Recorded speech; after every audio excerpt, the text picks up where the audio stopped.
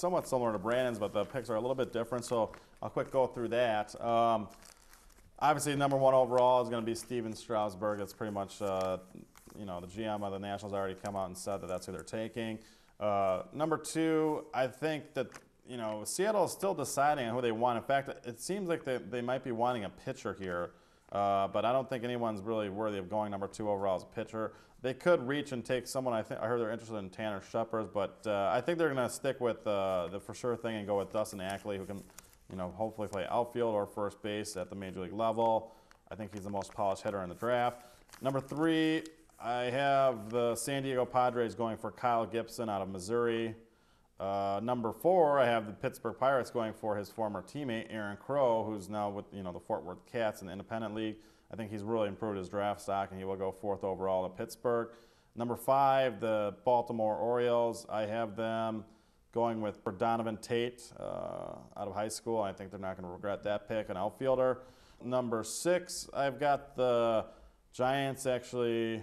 The Giants going for Tyler Madzik, a left-handed pitcher out of high school. Number 7, a lot of people think that Atlanta will go with the local talent here in Zack Wheeler, a right-handed pitcher out of high school. Number 8, Alex White, right-handed pitcher out of North Carolina, going to the Cincinnati Reds.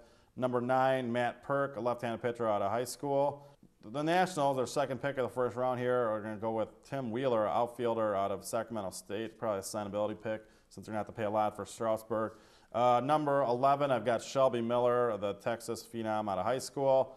Number 12, I've got Mike Leake, one of my personal favorites of this draft, going to the Kansas City Royals, right-handed pitcher from Arizona State, Sun Devils. Number 13, the Oakland Athletics, I think are going to stick with college guys and go with a lefty out of Lipscomb, Rex Brothers. Number 14, Tanner Scheppers, I think is going to go to the Texas Rangers here, and I think that'll be a very good value pick. Another good value pick going at number 15 could be Grant Green out of going with the Indians out of USC. He originally was a top 5 prospect coming into this year, but has struggled in college. But I think they would be a good value pick there for the Indians. Number 16, the Arizona Diamondbacks actually have picked 16 and 17. I think they're going to go with the now top high school catcher in the draft, Max Stassi, and also a left-hander out of Oklahoma State, Andy Oliver. Moving on to number 18, you got the Florida Marlins. I think they're going to go with Tyler Skaggs, a high school pitcher, left-handed pitcher. I think they need some left-handed pitchers in their system. Number 19, the St. Louis Cardinals, I think are going to go with Mike Trout, outfielder at high school in New Jersey. Number 20, the Toronto Blue Jays, I think are going to go with James Paxton, a left-handed pitcher out of Kentucky. Number 21, the Houston Astros, I think they're going to go ahead and go with Madison Younginer, the guy you have the Brewers taking. I think the Houston will go ahead and go for him out of high school. Number 22, I think this was also the same as what you had, Brandon, for Minnesota. Bobby Borchering, a third base prospect out of high school in Florida. They also think he might be able to be a first baseman. Number 23, Chicago White Sox, I believe the name may be pronounced out of Georgia. Rich Poythress, a first base hitter. They actually, out of the great first base class last year, obviously you had Yonder Alonso, Justin Smoke, a lot of guys like that. They compare him a little bit along the lines of maybe David Cooper or maybe even a little bit better of a hitter, closer to Brett Wallace of last year. So he'd be a good pick. Number 24, you have 2 consecutive picks by the Angels. Jared Mitchell, outfielder out of LSU. And I've got him taking Shad James, left-handed pitcher out of high school in Oklahoma. Finally, that brings us to pick number 26, and that's, of course, the Brewers pick. And there's so many different ways they can go with this one. For some reason, I have a feeling they may go with the right-handed high school pitcher from Weisminster Christian Academy in Missouri, Jacob Turner, who's one of the top prep right-handed pitchers in this draft. There's a possibility he could fall this far, even though he has top 10 talent, because of the fact he is advised by Scott Boras and has a strong commitment to the University of North Carolina. So that's my pick, I guess, for my mock draft, pretty much. And yeah, for the most part, I don't know. The talent in this draft overall, you know, it's pretty good.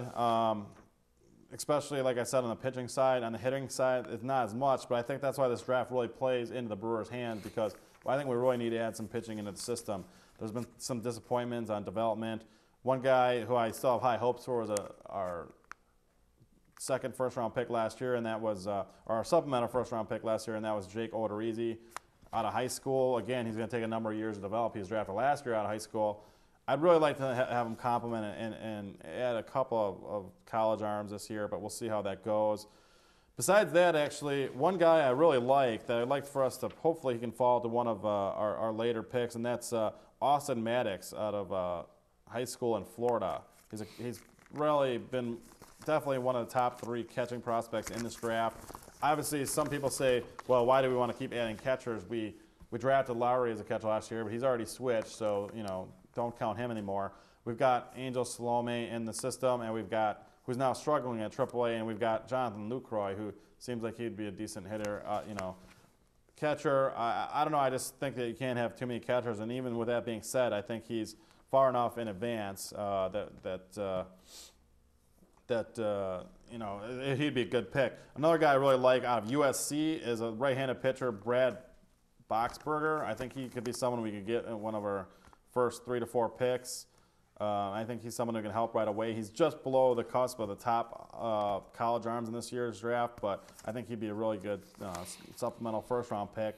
And if we don't go with college closer in the first round, if Jason Stoffel, the closer out of Arizona, who had a phenomenal year last year, but this year has struggled a little bit. If we can get him with any of our first 3 to 5 picks, I'd be really ecstatic. That, of course, if we don't go with Storen in the first round. Another guy who has kind of fallen, but I think is one of the best hitting prospects out of high school in this draft is Matt Davidson, a third baseman out of high school in California. I really think that he could possibly be a late first rounder or a supplemental round pick. And I'd like to see the Brewers add him. He's a third baseman. If we can get him, if we have to spend a first-round pick on him, I wouldn't be disappointed. But if we can get him with one of our supplemental picks for CC, that would be nice. So I don't know. Is there anyone else, Brand, that besides Younginer, that you would be happy if the Brewers went ahead and took a chance on? I agree with you. It'd be nice to add another catcher to the system. If they don't make it to if we ever fill that position, they always have high trade value.